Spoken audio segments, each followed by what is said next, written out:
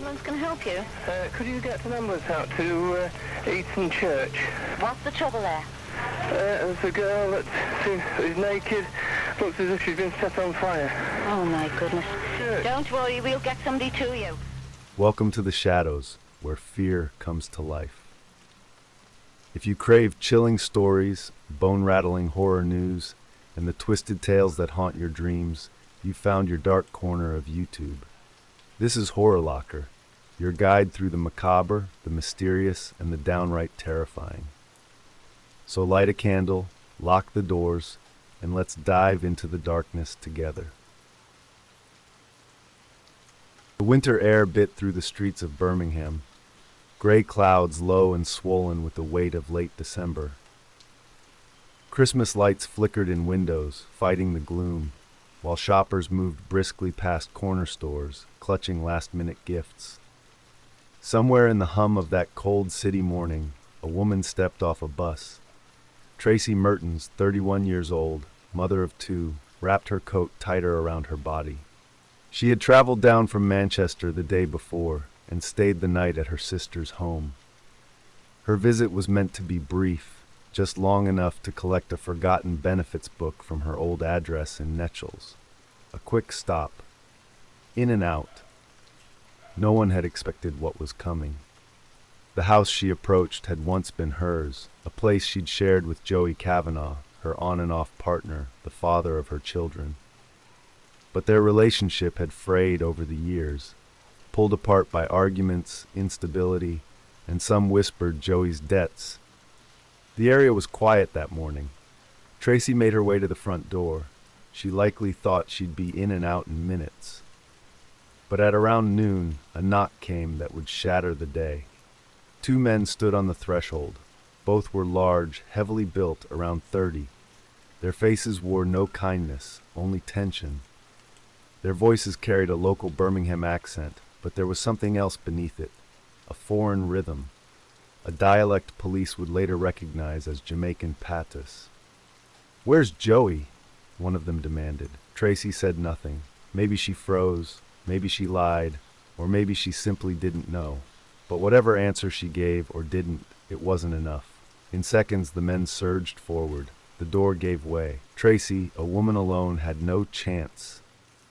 Hands grabbed at her. She was blindfolded, forced out of the house, bundled into a waiting car, an old yellow Ford Escort. It was midday, but no one saw, or no one stopped them. The car peeled off, swallowed by the city. No one would hear from Tracey again until it was too late. The roads narrowed as the car moved farther from the city, winding through the English countryside. Fields blurred past the windows, hedgerows standing silent against the gray sky. Somewhere behind them, Birmingham was slipping out of reach. But whatever fate awaited Tracey was just ahead. She couldn't see. Blindfolded, terrified, perhaps praying this was just a threat, a warning. But the men didn't speak much. They drove with purpose. 60 miles in silence. By late afternoon, the Ford Escort turned off the main road and crept along a narrow lane leading to Eton Church, a centuries-old building nestled in the quiet village of Eton, Cheshire. The churchyard lay still, surrounded by gravestones and skeletal winter trees. There was no one around, no traffic, no witnesses. Just the whisper of wind and the cold hush of open country. The car stopped, the doors opened. Tracey was dragged from the vehicle. She may have screamed, she may have pleaded, but what happened next would defy all understanding of cruelty.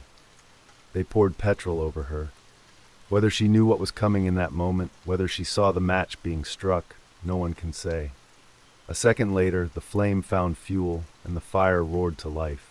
The flames devoured her, her clothes, her skin, her voice. And yet, she didn't die.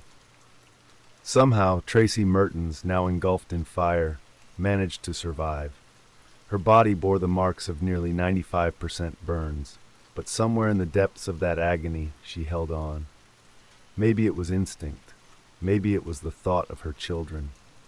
Whatever it was, Tracey crawled, through snow-dusted grass, across the stones of that ancient churchyard, until someone heard her cries. Around 4 p.m., a passerby stumbled upon a sight no one should ever witness. A woman, scorched nearly beyond recognition, pleading for help. An ambulance was called. She was rushed to the hospital. But Tracey's strength hadn't run out yet. Despite her injuries, she spoke. In the hours before her death, she gave detectives a description.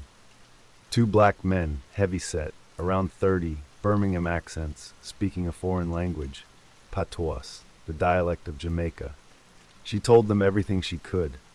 Enough to know she'd been abducted. Enough to know what they'd asked. The room was silent, except for the steady rhythm of machines. Monitors blinked with fragile hope, tracking what little strength remained in Tracey Mertens' broken body. The burns had ravaged nearly everything, her skin, her lungs, her face. And yet, in the hours after being found, Tracey refused to let go. Doctors didn't know how she was still alive. No one did. She lay in a critical care ward, her body covered in dressings, her voice a rasp, but her mind, somehow, was clear. When the detectives arrived, she gave them what no forensic test could: truth.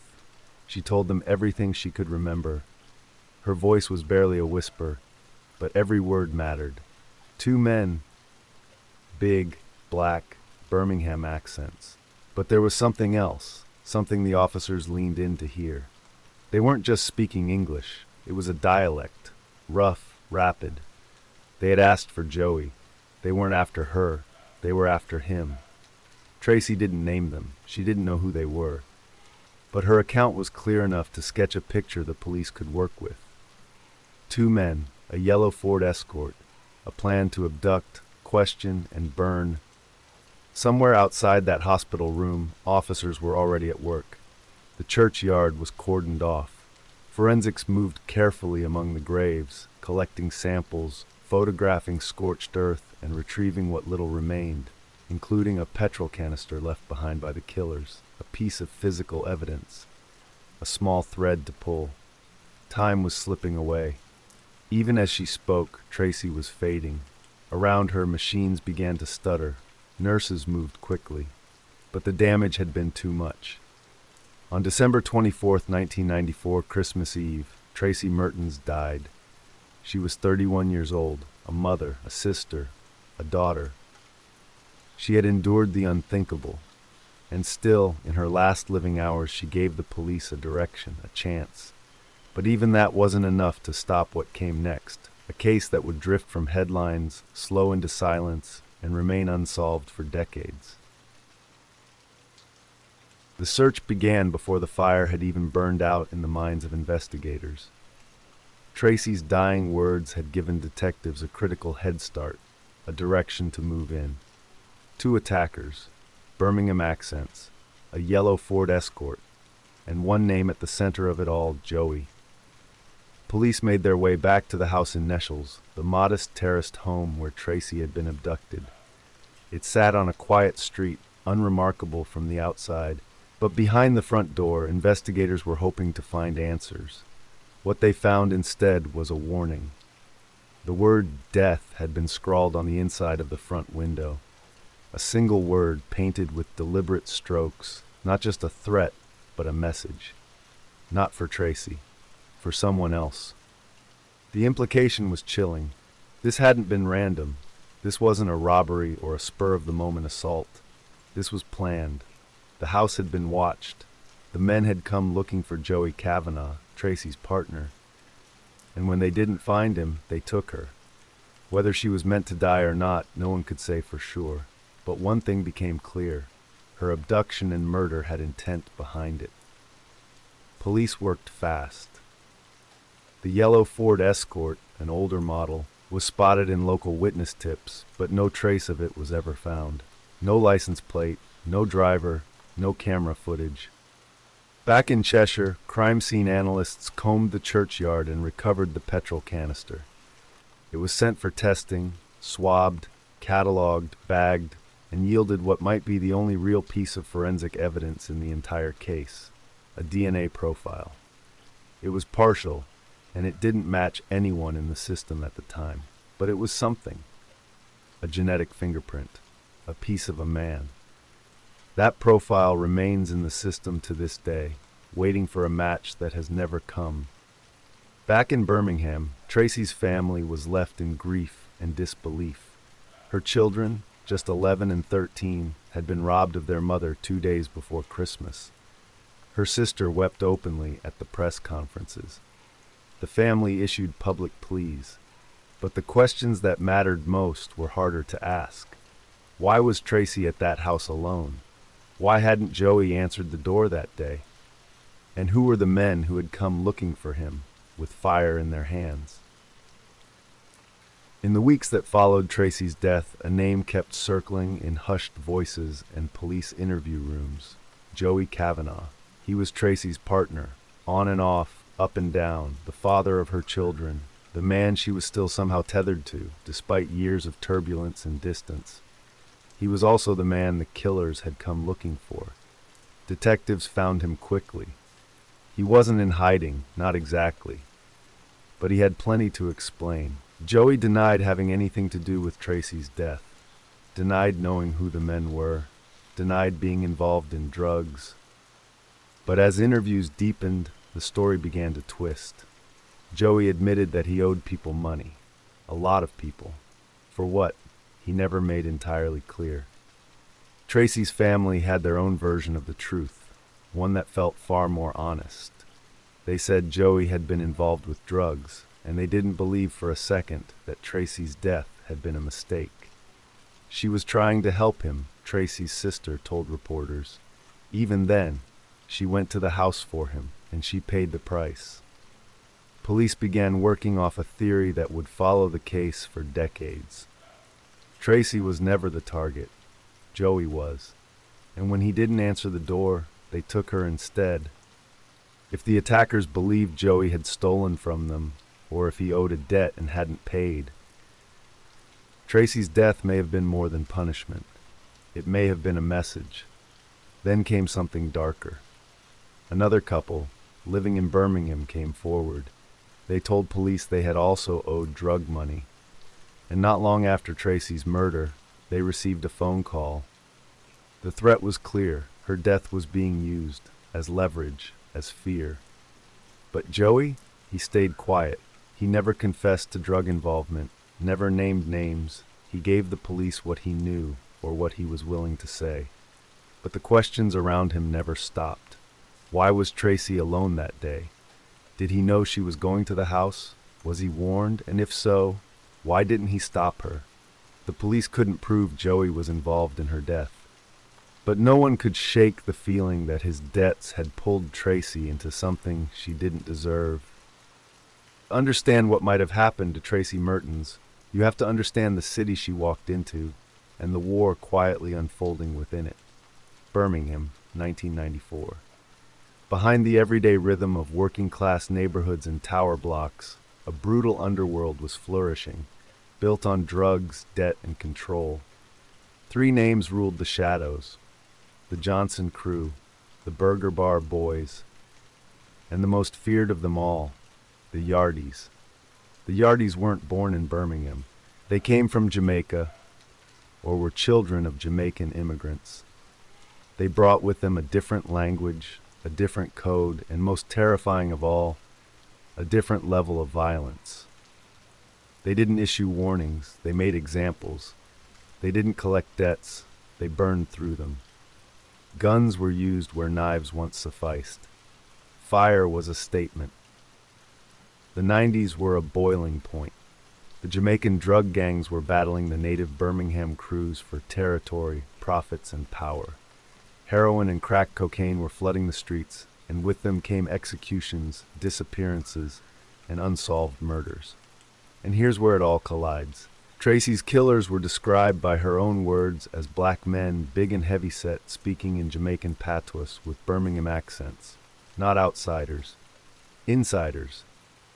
They didn't just ask for Joey. They didn't just abduct Tracey. They burned her alive in a remote churchyard. A tactic known to detectives in Yardie violence: fire as punishment, fire as fear. The method wasn't random. It was ritualistic, almost symbolic, a way to leave a message without saying a word. Was it a hit ordered by a gang Joey owed money to? Was Tracey simply in the wrong place, in the wrong house at the wrong time? Or was she used deliberately as currency? A burning body in a country churchyard would send a ripple across the drug world, loud and terrifying. It said, "This is what happens when you cross us." But to the police, one thing remained painfully clear. Tracey wasn't in that war. She wasn't part of any gang. She didn't deal drugs or carry weapons. She was a mother of two. And someone turned her into a warning.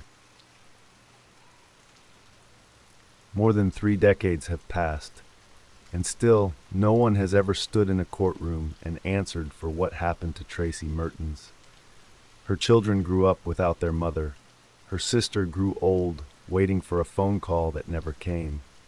And the 2 men who abducted her, who doused her in petrol and lit a match, walked away into the cold December air and disappeared. But the question never died.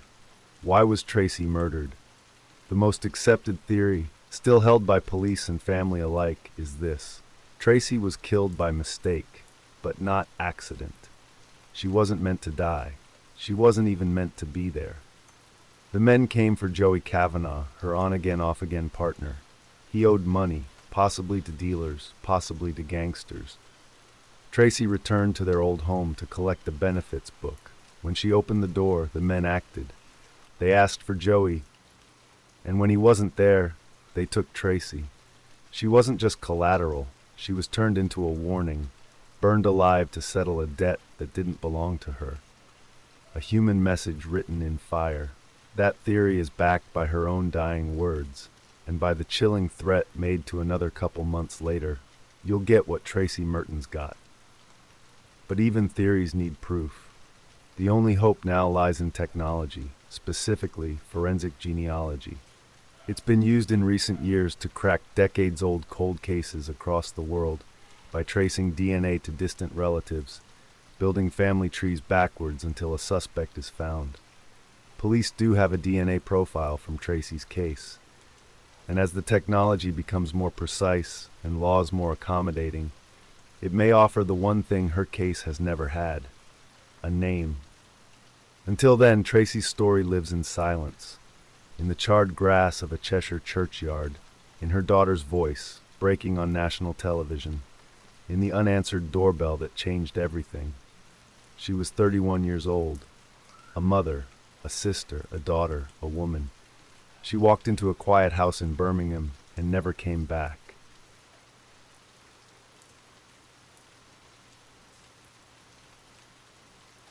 If you made it this far, congratulations. You've survived for now. Don't forget to like, subscribe, and ring that bell, because in the world of horror, you never know what's lurking next. Got a creepy story, a twisted theory, or a horror film you think we should unearth? Drop it in the comments. I'll be watching. Until next time, stay curious, stay cautious, and whatever you do, don't look behind you.